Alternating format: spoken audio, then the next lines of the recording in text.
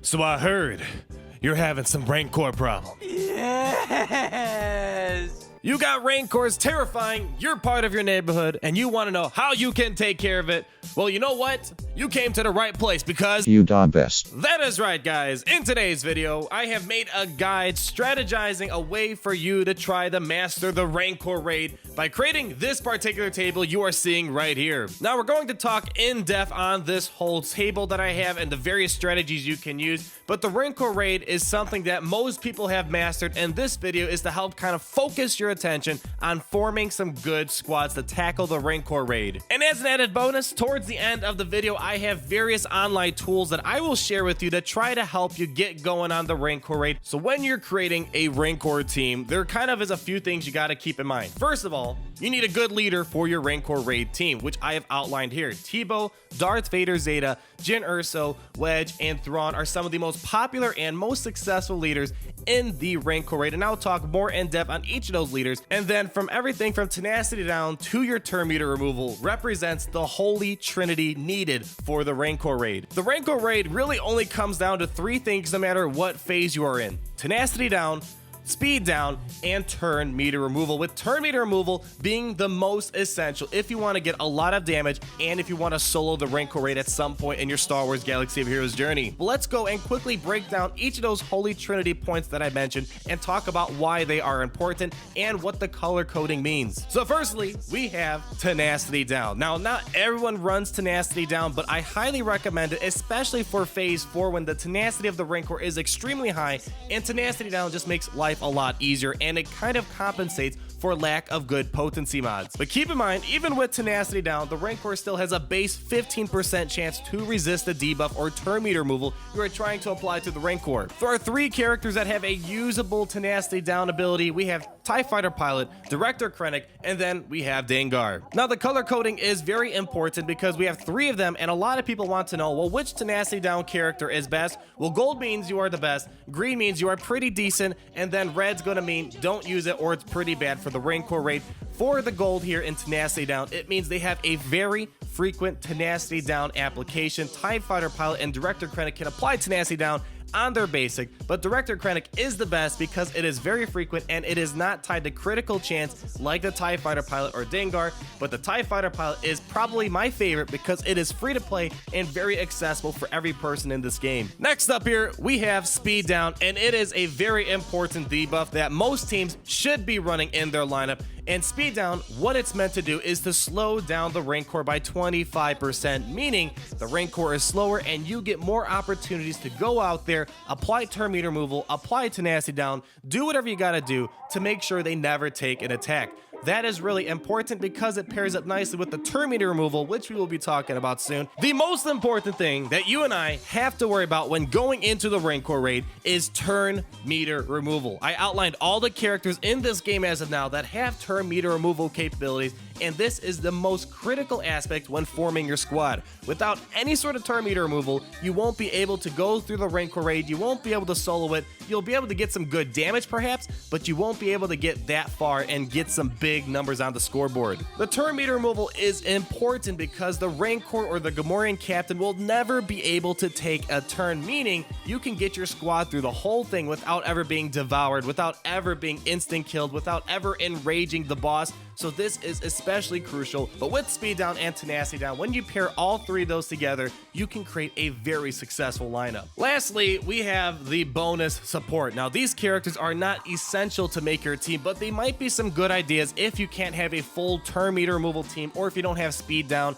These guys can help a lot. They might be able to cleanse death mark or other debuffs off your characters. They may be able to heal perhaps, or one of my favorite things is they can either put out big damage or they can call in a lot of assists such as Biggs and Ezra. They don't have any turn meter removal abilities, but they can call in people to assist such as Tebow or Rex to remove turn meter from the Rancor and get some big damage at the same time. So with that quick overview on what you should be looking at when forming a Rancor team, let's quickly go over the various leaders that I outlined because these leaders are important because these have been known to solo the Rancor easily and on a consistent consistent basis. And I want to first start off with my man T-Bow. T-Bow was the first character we ever came across who can solo the Rancor and who was known to be the best Rancor raid character for a very long time. And the best thing is, he is a very accessible character to tackle the Rancor raid. The main strategy when using T-Bow is to try to keep him under stealth as much as possible and to use his basic as much as possible, because his basic can remove 100% turn meter when he is under stealth. And the reason why I'm recommending T-Bow as a leader is because when he is leading, he has a percent chance to go under stealth and to let his other allies go under stealth, but the stealth leadership is mainly for him to keep him under stealth as much as possible.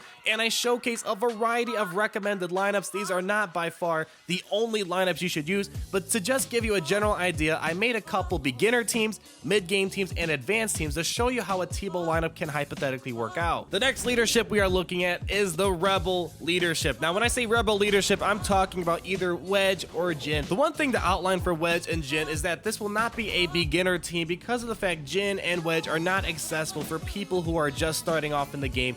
But one thing that is great is if you're using a Jin leadership, you're getting more potency for your Rancor raid characters such as Bastan and Jin herself, and for a Wedge leadership, it's focused on getting more damage. The moral of the story for these two guys is when you're using Jin or Wedge, you're combining both the elements of great turn meter removal, potency, and massive damage. Again, this is not a completed list. These are just some suggested lineups to use with my personal favorite ways to go about using the Rebel leadership. Now, this guy is really popular among many people who play this game, and that is the Darth Vader Zeta Rancor team. And if you don't know what a Zeta is, you can click on the card in the top right. I talk all about what a Zeta is, give you tips on how to farm Zeta mats, so check that out for more information. Darth Vader Zeta will not be a beginner player's team because you need to be at least level 82 to activate the Zeta leadership for Darth Vader. But once you have this Darth Vader Zeta leadership, you can create a variety of teams because he works with so many characters and he has a lot of turn meter removal that cannot be resisted despite your potency. As I mentioned earlier, the Darth Vader Zeta leadership is a very flexible one, allowing you many ways to go about creating your team.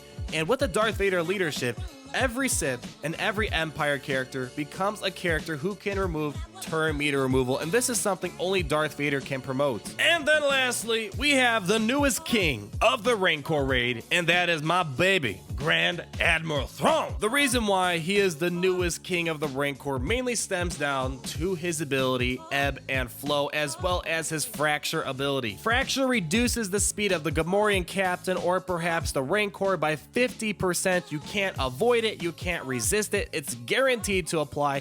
And on top of that, a lot of turn meter removal when Empire characters are using their specials while he holds that captain or the Rancor under Fracture. And like Darth Vader, you can't use this team until you're above level 82 because it requires the Zeta on his unique ability known as Ebb and Flow, which allows him to remove turn meter when Empire characters use their special abilities. So those are my tips on going about creating a Rancor raid team. Honestly, when you're looking at this table, you can take one character from each section, one leader, one tenacity down, one speed down, one turn meter removal, and one bonus support, and you're going to have a pretty decent Rancor team that can do a lot of damage for you. So hopefully all the color coding and arranging all the characters into what section they fit in will help you out, but beyond that, I have some more resources that might be very beneficial to both you and your guild. Now, the first resource that I came across during my research, it's an amazing one. You guys are gonna love this one. It's called Roster Progress Indicator, made by Midgar777.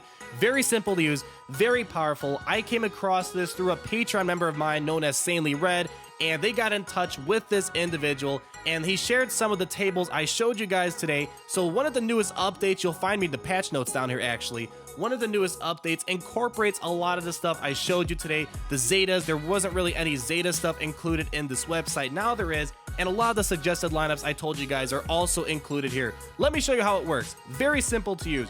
You're gonna go ahead, type in your name or game name, OnLT101, and then you're going to click import data from swgoh.gg. And there you go. Easy as that. It shows you some recommended lineups that you could use, teams that you probably never thought you had in your roster, and it tells you what star count you have them at, if they're ready for the Rancor, and they give you some suggested teams, and many of these teams are the ones that I recommended to you with my own tables early on. And as you scroll down here, they give you some more recommended lineups. So let's say you can't solo the Rancor team, they give you some more alternate teams that could do great damage depending on the phase you're in For example, this IG-88 or Captain Phasma team, you're not going to solo the Rancor raid, but they can do great damage during the time they're in that phase. So this is great. If you're still working on a solo team, try out these teams. They'll let you know if you're ready to test it out. So a very great resource to use. I highly recommend you guys try it out. Thank you so much, Midgar777, for making this. It really gives people focus on what to look at when making a Rancor team. But as I said, most of my guide focused on soloing the Rancor, so try to aim for these because that's kind of the end goal for this game. Now I'm jumping the gun a little bit here, but in the future I am making an AAT guide kind of like this video, but this website I'm showing you now also has an AAT recommendation guide. They give you some suggested teams to use depending on the phase you're at, if they are ready. For example, phase 2, I have a lot of teams that I could try out. It's just a great tool. Not going to go crazy in depth about it today, but if you scroll down even further, they give you these lovely names such as Tenacity Jedi, Qui-Gon Fishin', and if you click on the link here, like for example, if you click on that, it'll take you to a video showcasing this, as we have, who else? Mick Bowl 2 showing this team out in battle. So definitely try this out. You'll have a great time, great resource to use, #1 choice to go about the Rancor raid as well as the AAT raid. Now, in case you guys did not know, for a while now, I've had a website that showcases my Hall of Fame ranking table that I use for my in-depth character reviews. It was made by some lovely people in my Discord server. Thank you guys so much for all your help. They're working on a way to implement those graphics I showed you today in the pit raid guide, so stay tuned. I'll let you know when this website is updated to include those online graphics for your own enjoyment. But there you have it, guys. I hope this video was helpful. A lot of info, but this guide today is just to help you tackle that Rancor raid because a lot has changed and now we have many ways to go about the Rancor raid. So if you did enjoy this video, please feel free to leave me a like, comment down below on what your favorite Rancor lineup is, or if you have some other ideas you'd like to add to this, and be sure to subscribe so you're not missing a thing. Check out my Patreon page. If you want to hang out with me on a monthly basis or gain early access to these graphics I use for my videos, check that out. But until then, we will talk again very soon. Peace out.